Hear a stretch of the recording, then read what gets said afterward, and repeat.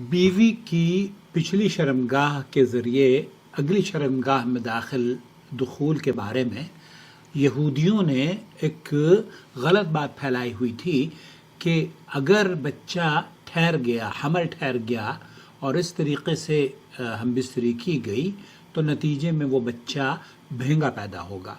और यहाँ तक कि हज़रत उमर रज़ियल्लाहु ताला अन्हु भी अपने आप को, वो नबी करीम सल्लल्लाहु अलैहि वसल्लम की खिदमत में आते हैं, कहते हैं मैं परेशान हूँ, हलाक हो गया हूँ। अल्लाह के रसूल सल्लल्लाहु अलैहि वसल्लम ने कुरान करीम की जो ये आयत है ना, उसका नुज़ूल फरमाया और यहूदियों के इस एतराज़ का जवाब भी दिया कि यहूदी, हज़रत जाबिर ये कहते हैं कि यहूदी ये कहा करते थे जब कोई शख्स अपनी बीवी के पास पीछे की तरफ से आकर आगे की जगह जमा करे तो बच्चा भेंगा पैदा होगा। तो ये आयत नाजिल हुई कि निसाउकुम हर्थुल लकुम फअतु हर्थकुम अन्ना शिअतुम, तुम्हारी औरतें तुम्हारी खेती हैं, बस अपनी खेती में जिस तरह चाहो आओ। सही बुखारी और सही मुस्लिम में ये हदीस मौजूद है। यही वो दलील है जिसके बारे में आप अब ये जो हमारी गुफ्तगू आप सुनेंगे ना, उस गुफ्तगू में जो साइल है वो परेशान है। अब अल्लाह के रसूल सल्लल्लाहु अलैहि वसल्लम ने, सही मुस्लिम में एक और रिवायत है, अल्लाह के रसूल सल्लल्लाहु अलैहि वसल्लम फरमाते हैं कि चाहे औरत को झुकाकर चाहे किसी और अंदाज से, लेकिन एक ही जगह जमा होना चाहिए। और ये अल्फाज भी सही मुस्लिम के हैं कि एक ही जगह यानी उसकी अगली शर्मगाह में ही जमा होना चाहिए। और हज़रत उमर रज़ियल्लाहु ताला अन्हु ने अर्ज़ किया, या रसूल अल्लाह मैं तो हलाक हो गया हूँ। आपने फरमाया किस चीज़ ने तुम्हें हलाक कर दिया? कहा मैंने गुज़िश्ता रात अपनी सवारी का रुख बदल दिया। उस पर अल्लाह ताला ने ये आयत नाजिल फरमाई, निसाउकुम हर्थुल लकुम फअतु हर्थकुम अन्ना शिअतुम। फिर रसूल अकरम सल्लल्लाहु अलैहि वसल्लम ने फरमाया आगे से आओ या पीछे से, लेकिन दुब्र और हालत हैज़ से बचो। नाज़रीन इकराम, इन दोनों सही रिवायात से बिल्कुल मसला वाज़ेह हो जाता है कि असल मसला मुकाम जमा का है, तरीक़े का नहीं है।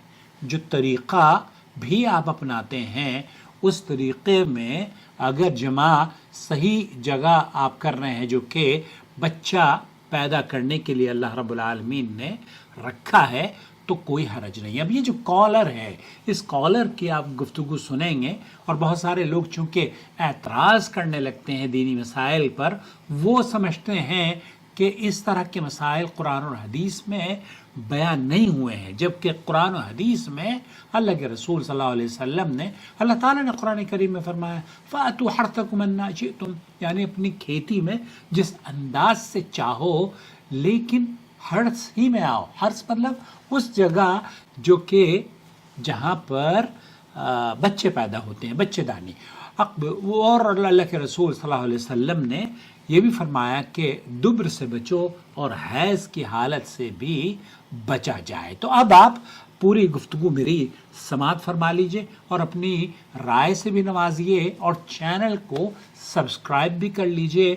और एक हमारा चैनल है जिद्दा टीवी के नाम से जो हम अभी एक्टिव कर रहे हैं, उस पे मेरी जो पुरानी वीडियोस हैं हम उन्हें वहाँ भी अपलोड कर रहे हैं, ताकि वो वीडियोस जो कि सालों पुरानी, यहाँ 5-7 हज़ार वीडियोस हैं इस चैनल पर, तो हर वीडियो आपकी नज़र से नहीं गुजरी होगी, लेकिन अगर आप जिद्दा टीवी को सब्सक्राइब कर लेंगे तो वो पुरानी वीडियोस भी आपकी नज़रों से गुजरना शुरू हो जाएगी। अब लेकर चलता हूँ मैं आपको, वो कॉलर है, उस कॉलर ने मुझसे गुफ्तगू करी और ये गुफ्तगू उसके लिए भी सदका जारिया है, क्योंकि उसने एक अजीम मसले पर डिस्कस की है और मैं अदब और शाइस्तगी से उसे बहरहाल हत्तल मक़दूर कोशिश करी है कि उसकी वजाहत सही तौर पर कर सकूं।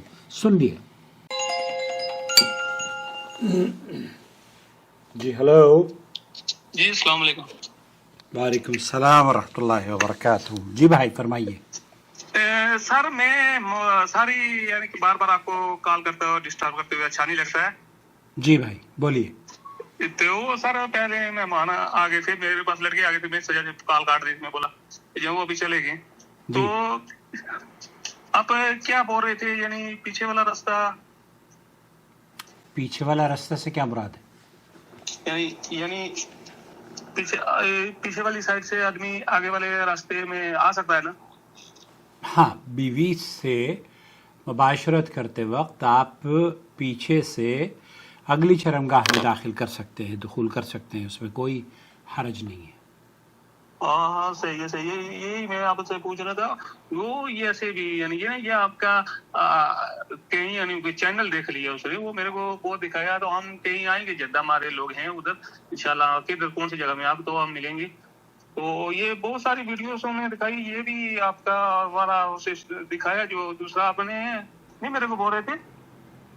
جی بھائی، یہ جو دوسرا ویڈیو نہیں تھا آپ کا، ویڈیو کے ساری میں آپ سے سوال پوچھ رہا تھا کہ بیوی یعنی کہ بیوی اوپر کے بیٹھ کے میاں کے ہم بستری کریں، وہ بھی چینل میں اس نے میرے کو دکھایا، آپ کا ریکارڈنگ بھی میں سنا۔ ٹھیک ہے، ہاں تو یعنی اس میں کوئی حرج نہیں، وہ بھی یہی یعنی کہ میرا اس میں جو ہے اصل میں میرے کو خود اس طرح کے طریقے سے نا شرم آ رہی تھی، میں بول رہا تھا یہ بیوی ہے، لیکن وہ پتہ ہے کیا بولتی ہے، جی وہ ہر جس ٹائم میں بھی ہم یعنی اکٹھے ہوتے ہیں نا، ملاقات کرتے ہیں نا، جی اس کا یہی ریٹ ہوتا ہے کہ ایک پہلے تم یعنی پیچھے کی طرف سے آؤ اور آگے والی شرمگاہ میں ایک ایسے، اور دوسرا یہ جو ہے نا اوپر بیٹھ کے ہم بستری کرنے کا، جی اس کا یہی دونوں جس ٹائم میں بھی ہم بستری کرتے ہیں نا، یہ ریزن ہوتا ہے۔ کوئی حرج نہیں ہے۔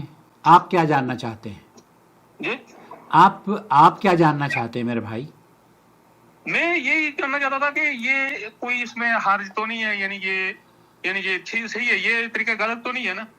کون سا طریقہ؟